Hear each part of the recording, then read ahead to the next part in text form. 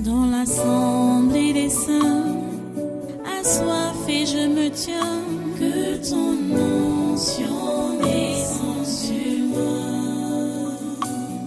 Conscient que mon destin est dans le creux de ta main, que ton onction descende sur moi. Je suis disposé, assoiffé, que ton onction descende sur moi. Je suis disposé, assoiffé, que ton onction descende sur moi.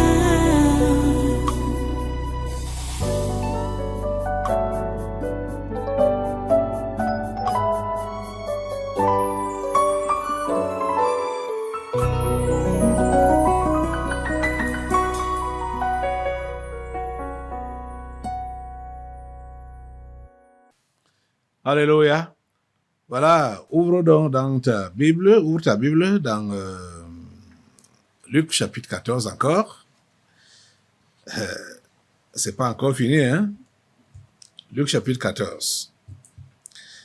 Je ne sais pas si vous lisez ce passage avec le cœur ouvert. C'est le commencement de la chrétienté. Jésus m'a dit, va au commencement. Comment est-ce que tu as démarré, toi, ta foi chrétienne?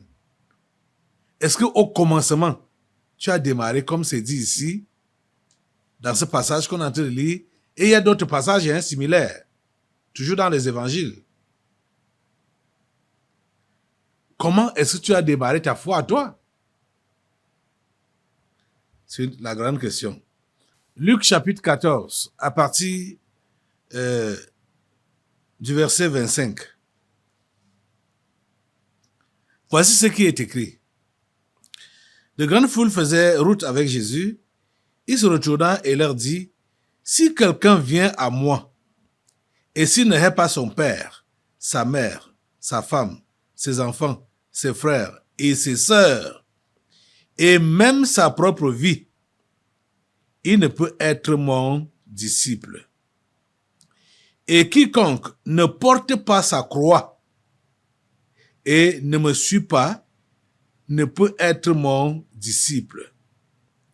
Car lequel de vous, s'il veut bâtir une tour, ne s'assied d'abord pour calculer la dépense et voir s'il a de quoi la terminer, de peur qu'après avoir posé les fondements, il ne puisse l'achever, et que tous ceux qui le verront ne se mettent à le railler, en disant, cet homme a commencé à bâtir et il n'a pu achever. Ou quel roi, s'il va faire la guerre à un autre roi, ne s'assied d'abord pour examiner s'il peut, avec 10 000 hommes, marcher à la rencontre de celui qui vient l'attaquer avec 20 000. S'il ne le peut, tandis que cet autre roi est encore loin, il lui envoie une ambassade pour demander la paix. Ainsi donc, quiconque d'entre vous ne renonce pas à tout ce qu'il possède ne peut être mon disciple. Le sel est une bonne chose, mais si le sel perd sa saveur, avec quoi l'assaisonnera-t-on? Il n'est bon ni pour la terre, ni pour le fumier. On le jette dehors. Que celui qui a des oreilles pour entendre, entende. Prions le Seigneur. Dieu Tout-Puissant, nous te remercions pour ta parole de ce jour encore et de ce séminaire.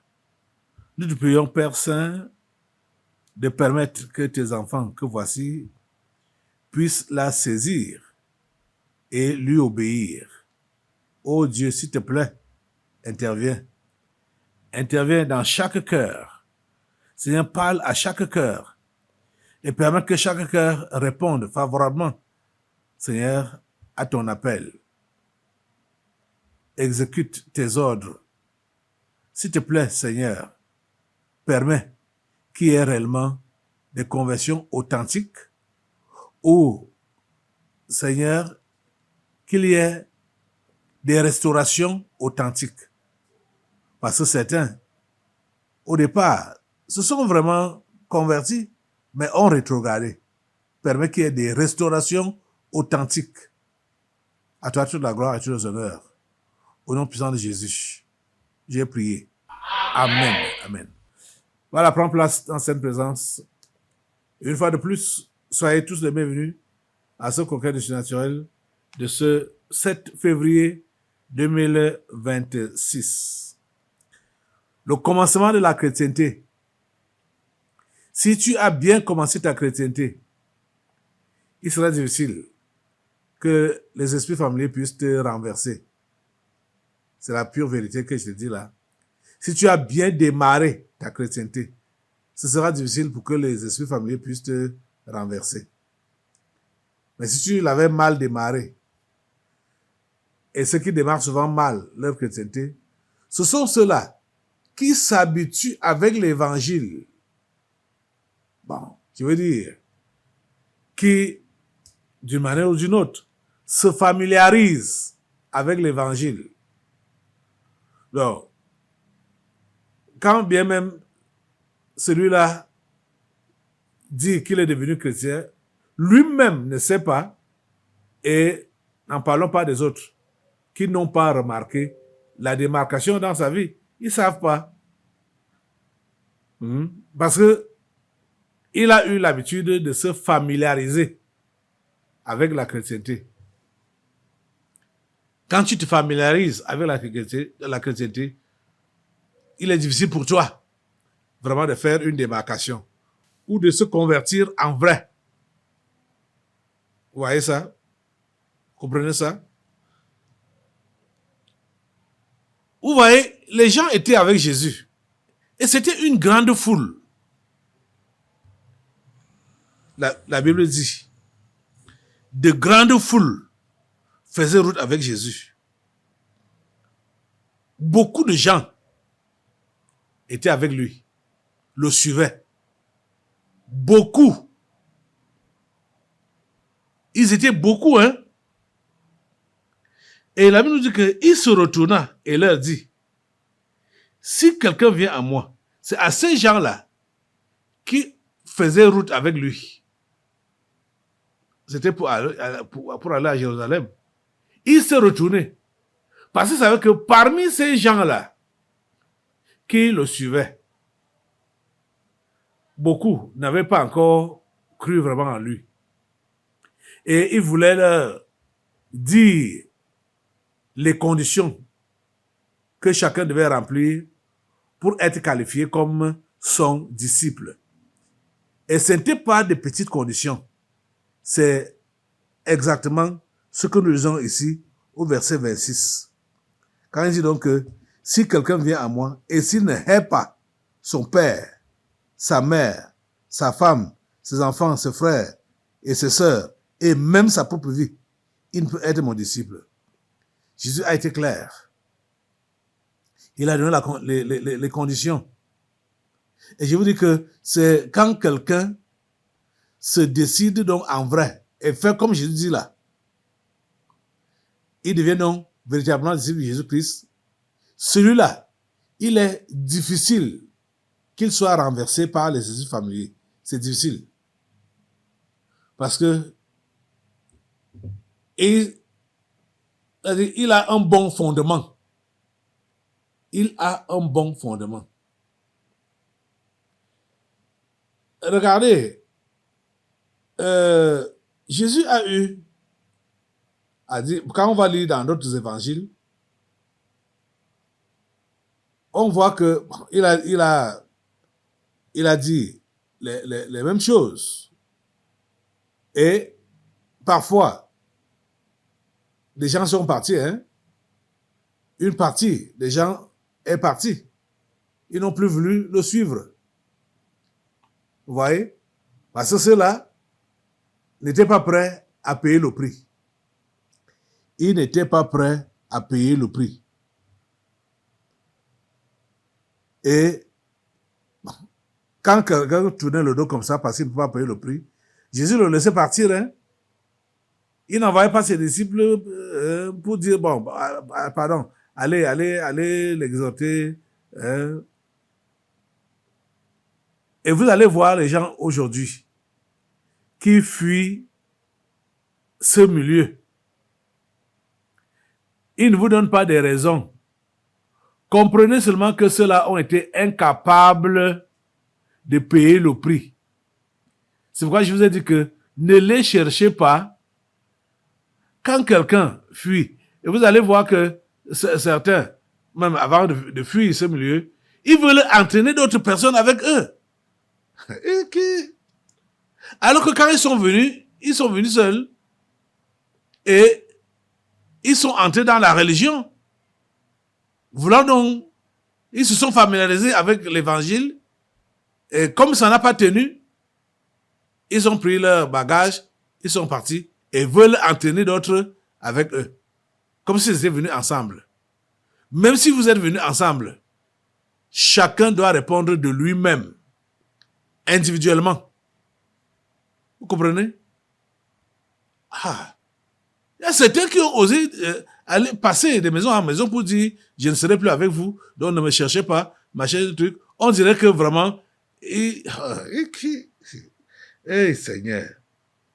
Ça dit, tu te rends compte que c'était vraiment des agents du diable et qui ne veulent pas partir comme ça sans réellement accomplir leur mission, qui est donc d'arracher les âmes de Dieu pour les amener en enfer. Vous voyez ça? C'est terrible. C'est terrible. Beaucoup de gens partaient. Mais Jésus ne les recherchait pas. Donc, si vous voyez que ce n'est pas facile pour vous, donc de porter votre croix, parce qu'en fait, quand Jésus a dit qu'il faut haïr son père, sa mère, machin, tout ça là, et a fini par dire, au verset 27, et quiconque ne porte pas sa croix et ne me suit pas, ne peut être mon disciple. Ça veut dire quoi? Le fait même de dire qu'on renonce à la famille, c'est une façon de porter sa croix. Parce que ce n'est pas évident. Surtout, ces familles qui ont été en harmonie pendant longtemps. Et voilà, l'un d'entre eux, l'un des membres, qui veut donc suivre Jésus et dit, ok, maintenant là, il commence, il s'éloigne de la famille. Non, ça ne sera pas facile. C'est une croix. C'est vraiment une croix que celui-là est appelé à porter. Mais il faut accepter de porter cela. Et quiconque ne porte pas sa croix et ne me suit pas ne peut être mon disciple. Vous comprenez ça? C'est-à-dire, ces mêmes paroles, Jésus les a prononcées dans Matthieu 10, verset 38, Matthieu 16, verset 24, Marc 8, verset 34, Luc 9, verset 23. Jésus a répété les mêmes paroles. Écoutez, voyons un peu le nombre de fois. Nous sommes ici à Luc 14, verset 27. C'est dans Matthieu 10, verset 30, pardon. Oui, Matthieu 10, verset 38. 2. Matthieu 16, verset 24. Marc 8, verset 34. Luc 9, verset 23. 5 fois. 5 fois qu'on trouve ça dans la Bible, dans les évangiles. Peut-être il faut que nous puissions lire un peu les autres, ces mêmes paroles, hein? Parce que c'est là que le bas blesse, hein? C'est-à-dire sur le fait de porter sa croix, de porter la croix. Parce que aller à l'église, faire la religion, ça nous dérange pas. Ça ne dérange pas. Beaucoup de gens vont dans les églises, non? Beaucoup de gens vont dans les églises. Mais, est-ce que ces gens-là ont une certaine obligation? Non. Donc, rien ne leur est demandé. Donc, ils savent même pas ce que porter sa croix. Et vous les voyez abonder dans les religions.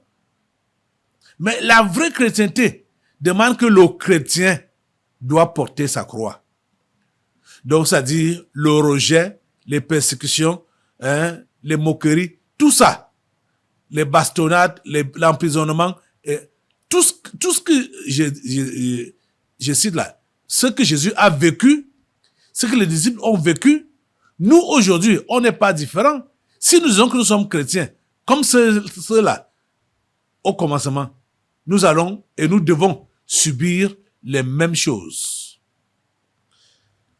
Je vais vous lire, allons d'abord dans Matthieu, chapitre 10, verset 38.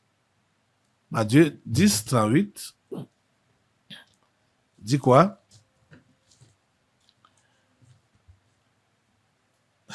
Oh Seigneur. Es-tu chrétien?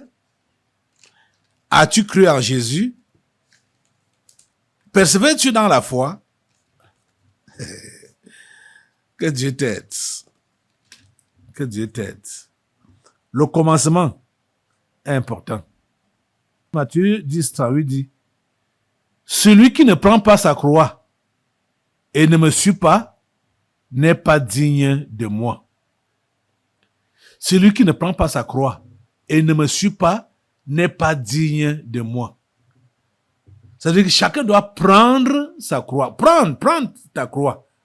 Donc, accepter, sans murmurer, accepter de porter ta croix et de suivre Jésus. C'est là que tu es digne de lui. On doit t'appeler chrétien quand tu es capable d'assumer ta chrétienté. Et assumer ta chrétienté, c'est porter ta croix. Chaque jour. Allons dans un autre passage. Matthieu 16, 24. Matthieu 16, 24. C'est important que nous puissions lire tous ces passages-là. Matthieu 16, 24. Alors Jésus dit à ses disciples, si quelqu'un veut venir après moi, qu'il renonce à lui-même, qu'il se charge de sa croix et qu'il me suive. Vous avez suivi? Si quelqu'un veut venir après moi, qu'il renonce à lui-même, qu'il se charge de sa croix et qu'il me suive. Renoncer à soi-même. Si quelqu'un veut venir après moi, qu'il renonce à lui-même. Donc, la première des choses, c'est de renoncer à toi-même. Quand tu renonces à toi, tu seras capable de porter ta croix. Parce que quand tu portes la croix et que tu n'as pas renoncé à toi-même, on va se moquer de toi. Tu vas dire, hey, on fait ça à qui? Parce que quand Jésus parle du renoncement à soi ici, là, c'est donc le moi là qu'il faut abandonner. Hein? Ton moi, c'est ça qu'il faut abandonner. Parce que quand ton moi est encore vivant, debout, tu ne pourras pas supporter les railleries, les moqueries, ou les bastonnades, ou les emprisonnements que tu pourras subir. Ok, on va continuer. Allons dans Marc maintenant. Allons dans Marc. Marc, c'est après Matthieu. Hein? Marc chapitre 8, verset 34. Marc chapitre 8, verset 34. Voici ce qui est écrit. Puis, ayant appelé la foule avec ses disciples, il leur dit, si quelqu'un veut venir après moi, qu'il renonce à lui-même, qu'il se charge de sa croix et qu'il me suivent. Les mêmes propos que dans Matthieu 16. Vous voyez? Et maintenant, on va dans Luc 9. On va dans Luc 9, verset 23. Luc 9, verset 23. Là, il est écrit: Puis, il dit à tous, si quelqu'un veut venir après moi, qu'il renonce à lui-même, qu'il se charge chaque jour de sa croix et qu'il me suive. Luc 9, 23. C'est là qu'on comprend que porter sa croix là, ce n'est pas occasionnellement. Ce n'est pas les dimanches ou les jours de culte ou les jours où tu es de bonne humeur. C'est de porter cette croix chaque jour. Je vais relire. Puis il dit à tous,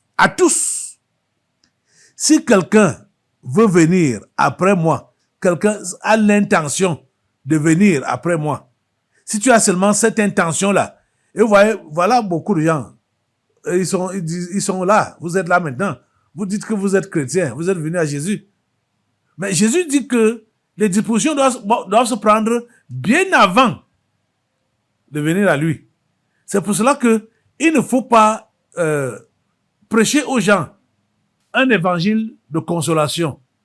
Non, il ne faut pas prêcher aux gens un évangile de consolation. Il faut dire aux gens ce que Jésus-Christ a enseigné et les prévenir de s'attendre à, j'allais dire, au pire de leur vie. Puisque maintenant les gens viennent, les gens partent dans les églises. Pourquoi? Pour trouver la solution à leurs problèmes. Pourtant, ce n'est pas là réellement la raison pour laquelle on doit aller vers Jésus. Non. C'est pas nécessairement pour aller trouver des solutions à nos problèmes. Et ils ignorent qu'en allant donc derrière Jésus, il faut porter sa croix. Donc, ils ne s'attendent pas à porter la croix. Ils ne s'attendent pas à porter la croix. Donc, ils viennent là juste pour être compris pour eux, qu'ils soient guéris. On compris pour eux que leur famille s'entende. On prie pour eux pour que les enfants se marient, et ainsi de suite. Ce n'est pas ça la raison de venir à l'église. C'est parce que vous avez reçu un mauvais évangile. Tout n'a pas été clair. C'est pourquoi ceux qui viennent ici, là, chacun doit réellement comprendre que c'est ce qui est prêché ici qui doit être entendu. Tu dois te préparer. C'est-à-dire, avant de t'engager dans la foi chrétienne, tu dois te préparer moralement, psychologiquement, sachant que ça ne sera pas facile pour toi. Donc, on n'est pas là pour flatter les gens. Non, non, non, non, non. Ici, au tabernacle de la liberté, on n'est pas là pour flatter les gens. On vous dit la vérité. La vérité. Telle qu'elle a été dite par Jésus lui-même et ses apôtres. Hein? Je vais relire le verset 23 de Luc 9 là, qui dit, puis il dit à tous, à tout le monde, si quelqu'un veut venir après moi, donc si quelqu'un a l'intention de venir après moi, si vous avez l'intention de venir à Jésus, écoutez donc ce qui vous attend. Vous devez renoncer à vous-même, qu'il renonce à lui-même, qu'il se charge de sa croix chaque jour, qu'il se charge chaque jour de sa croix et qu'il me suive. Tu dois te charger donc de ta croix chaque jour. Tu as décidé de suivre Jésus, comprends que c'est chaque jour que tu seras appelé à porter ta croix. Chaque jour, chaque jour, chaque jour. Tu comprends ça? Donc, tu laisses d'abord de côté le fait que tu es venu étant malade, tu veux la guérison. Tu laisses de côté le fait que tu es venu ayant des problèmes de couple, tu veux d'abord la solution à ces problèmes-là. Ce n'est pas ça que Jésus a dit. Jésus a dit que si tu veux venir à lui, là, tu dois avoir déjà en esprit que tu vas porter ta croix. Ce n'est pas sa croix que tu portes, c'est ta croix. Ta croix. Tu dois porter cela chaque jour et le suivre. Chaque jour. Et c'est pourquoi il a dit en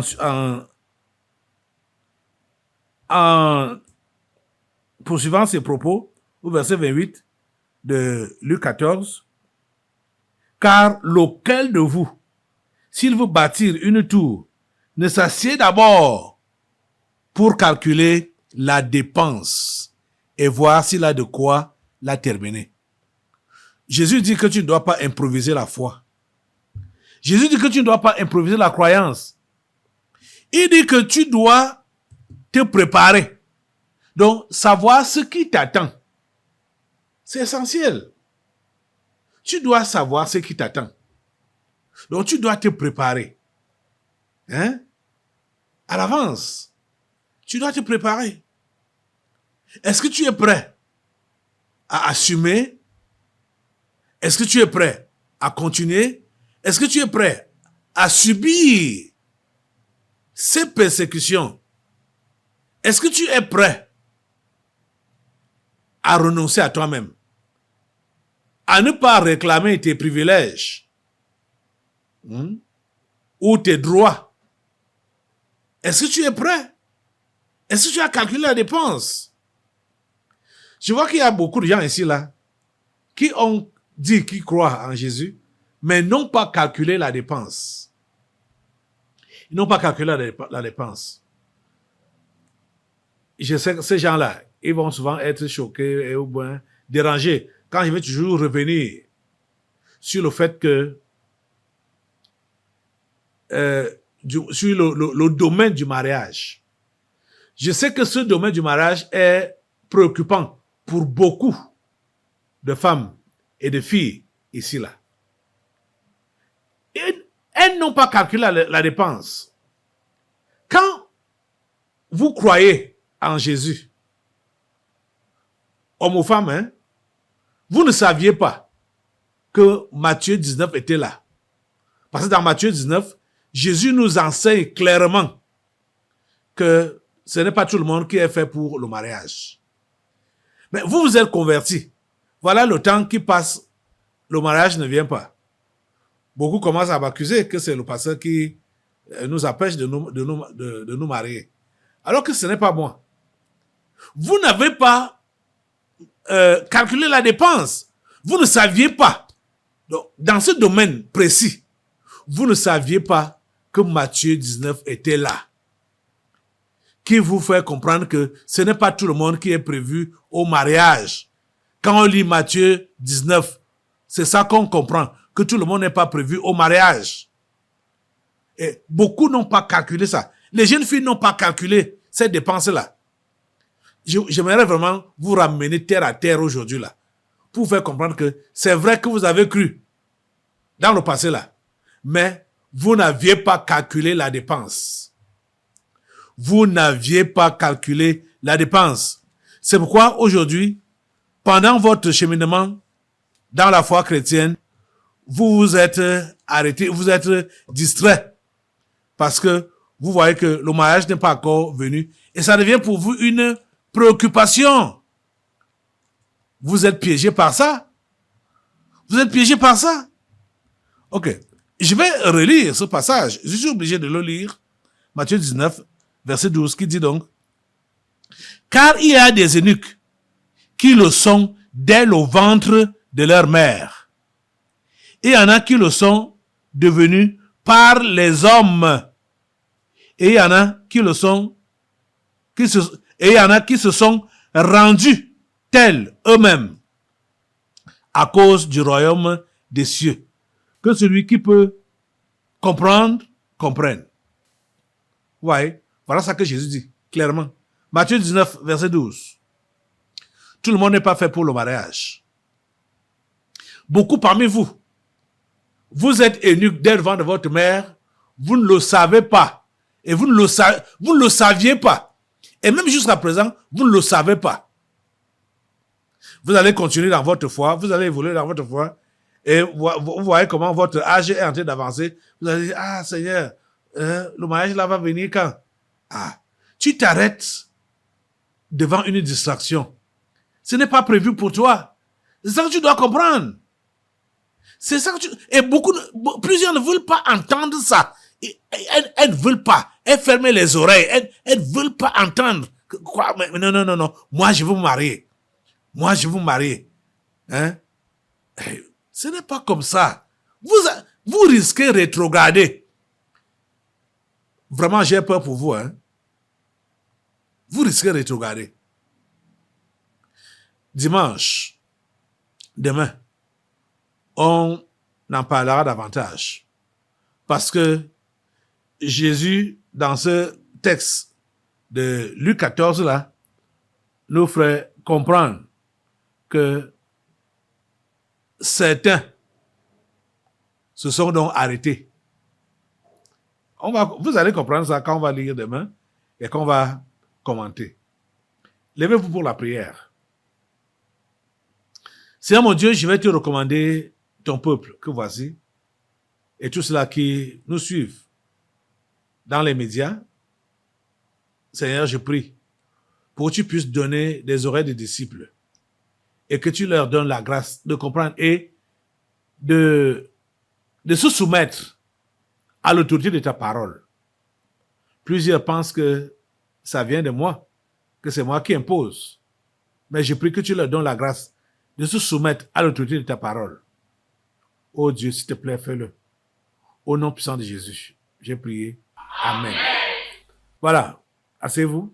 Nous allons maintenant passer aux délivrances prophétiques. Dans l'assemblée des saints, assoiffé je me tiens, que ton onction descende sur moi. Conscient que mon destin est dans le creux de ta main, que ton onction descende sur moi. Je suis disposé.